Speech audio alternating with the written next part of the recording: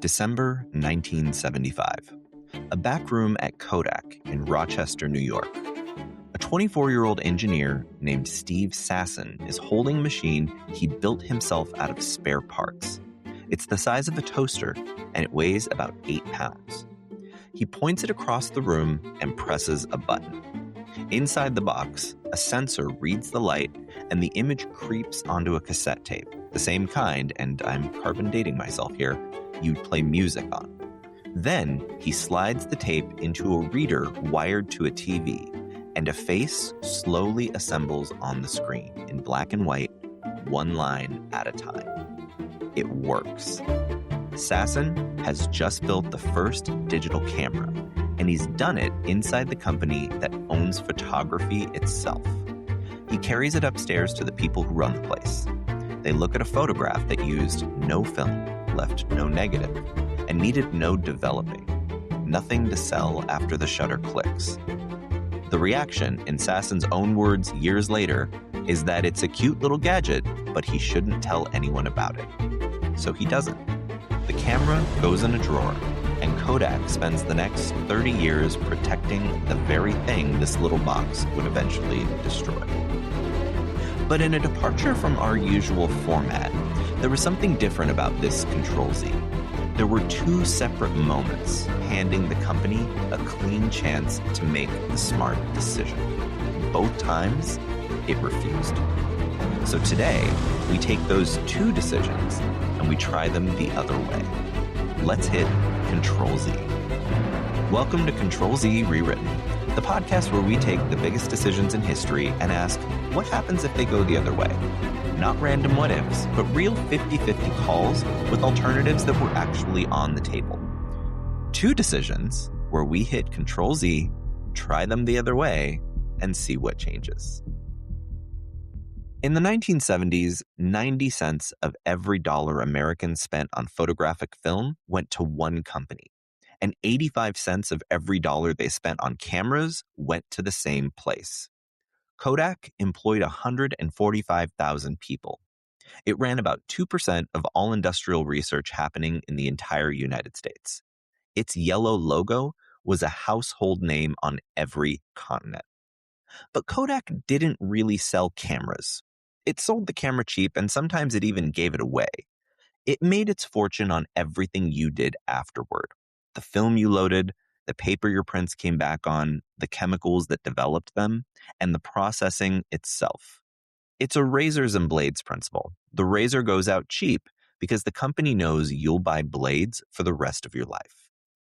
Every photograph snapped anywhere on Earth was one more tiny blade, and the money rolled into Kodak at a margin of 70%. Of every dollar that came through the door, 70 cents was pure profit.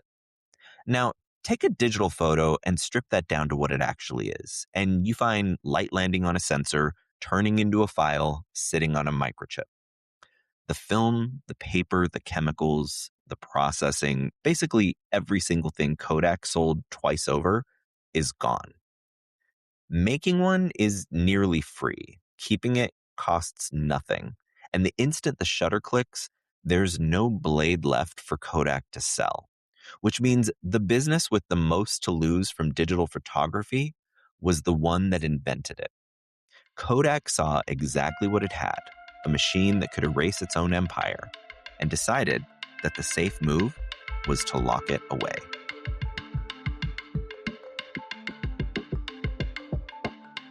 In 1981, Sony released a camera called the Mavica that recorded its pictures onto small magnetic discs instead of film. It stored those pictures as an analog signal, the same basic technology as a videotape, which made it electronic, but a step short of truly digital. But it needed no film at all, and that was enough to rattle Kodak. One executive later described the reaction inside the building with a single word: fear. The company had a man whose whole job was reading the future. His title was Head of Market Intelligence, and his name was Vince Baraba. The CEO handed him a question. Is this filmless idea a real threat, or is it a toy? Baraba ran a serious study looking at the technology on both sides, how fast customers might switch, and how good these new pictures could realistically get. The answer came back in two parts. Digital photography would eventually replace film completely, and Kodak had roughly 10 years before the ground started to give way. Kodak paid for that study, and its own people signed it. 5 years later, in 1986, the company's labs proved the forecast right by building the first sensor that could capture 1 million dots of detail, also known as a megapixel, which is the exact milestone Baraba's report had flagged as the turning point. Now, a business with 10 years of warning and a crystal ball it built itself has one obvious move: start becoming something else. Kodak's own founder had already done exactly this. George Eastman threw out a money-making product on two separate occasions, each time a better one came along, killing his own bestsellers on purpose before a rival could. The playbook was sitting right there in the founder's biography, but Kodak did the opposite. Leadership took a report that said digital would win, and they used it to calculate how many more years they could squeeze out of film. They aimed their own digital research back at the old product, using the new technology to make film a little sharper.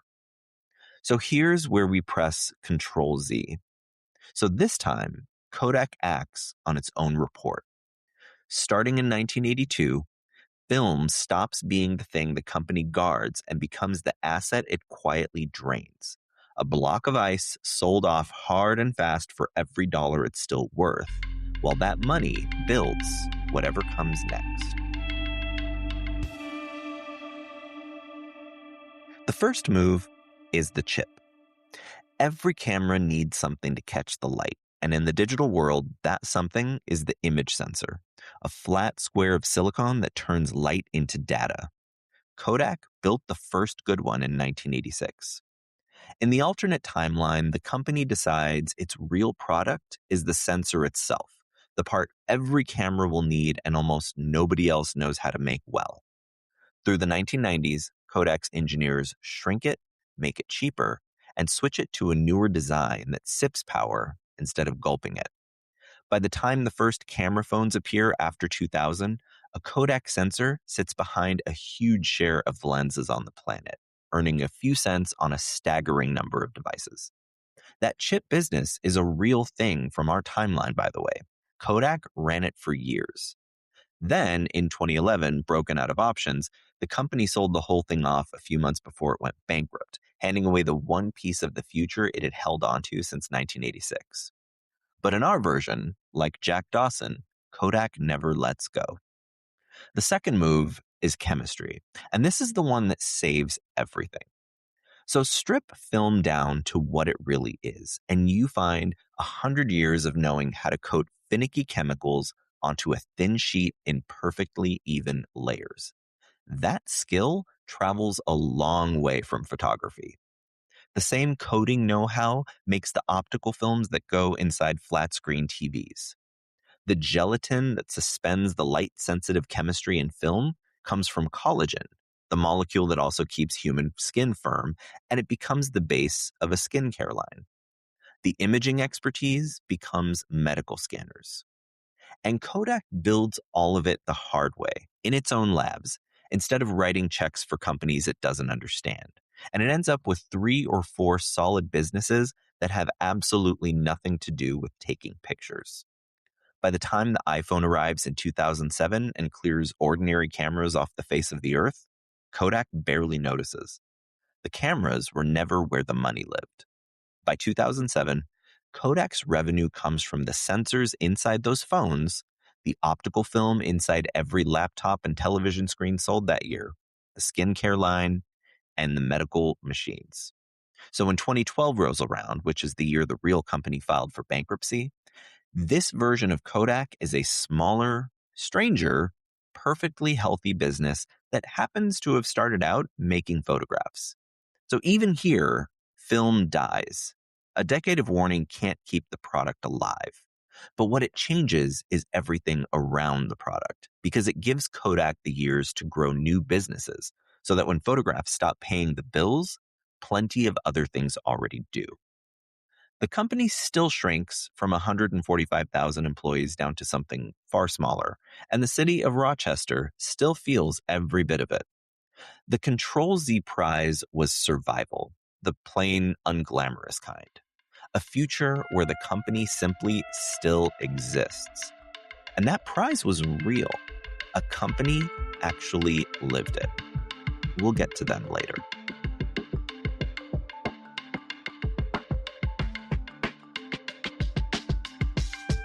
That entire future depended on Kodak listening in 1981, and the real Kodak never did. It kept protecting film, it kept milking that same monopoly, and carried that grip straight into the 90s, which is where history almost mercifully hands Kodak a second chance at the very same mistake. By 1996, you didn't need a crystal ball anymore. Digital cameras were already on store shelves. They were expensive, clumsy, low resolution, but they were real, and they were visibly getting better every single year. Even a child could see where the line was headed. And right in the middle of that, Kodak gathered four of the biggest names in cameras: Fuji, Canon, Nikon, and Minolta, and quietly spent more than $500 million under the codename Orion, building a brand new format. But that new format was film. Smaller film, in a slick drop-in cartridge with a handful of clever features bolted on. They called it Advantix. You dropped the cartridge in, closed the door, and the camera pulled the film into place for you, with no fumbling and no way to load it wrong. A magnetic coating on the film recorded the date and the light reading for every frame, so the lab could turn out a better print. You could pick the shape of each shot as you took it, so a standard photo, a wider one, or a long panoramic strip. Kodak had taken 35 millimeter, the film standard the whole world had leaned on for 60 years, and engineered every last hassle out of it. At this point, film still ran the entire planet. There was a photo lab on every corner and a drugstore counter in every town that did nothing all day but develop rolls. There were billions of film cameras already sitting in pockets and closets. And dropping off a roll to pick up prints the next afternoon was simply what taking pictures meant. It was a habit that was 100 years deep. Kodak looked at all of that and made the bet that a lot of smart people would have made. Film had years left in it, and a better cartridge could buy more of them. So Kodak poured all of that money, plus five of the most powerful companies in the business, into a sharper version of the one product every executive in the room knew was already dying. And the other choice was sitting right there. Take the 500 million, take the engineers, and aim every bit of it at digital instead. Control Z number 2. In 1995, Kodak kills Advantix before it ever ships. The money and the people swing over to digital, and the company commits 5 full years earlier than it did in the world we actually live in.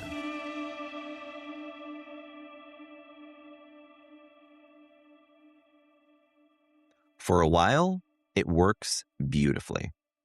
Kodak walks into the digital camera boom of the early 2000s as the brand everybody already trusts, and it runs the table. The real Kodak briefly topped the American digital camera market in 2005, the same year its digital business finally outsold film for the first time. And that was the half-hearted version, the company barely trying.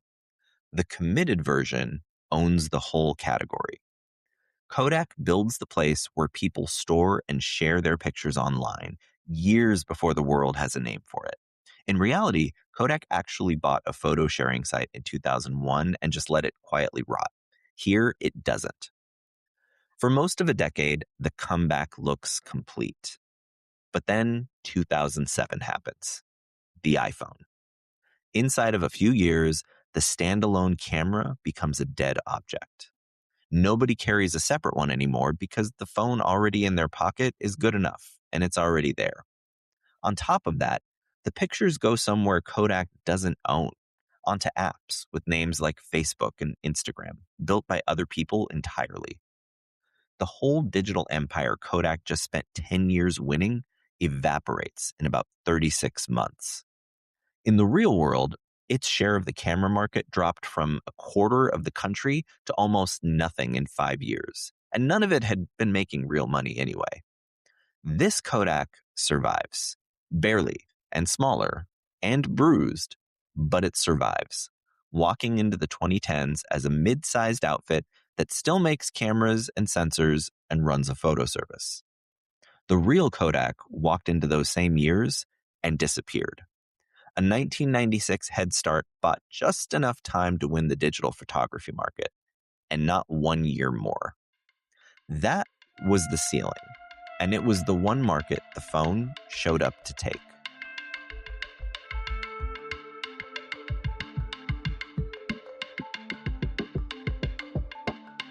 Everything I just described in that 1981 timeline, the chemistry company, the screens, the skincare, the survival, that all actually happened.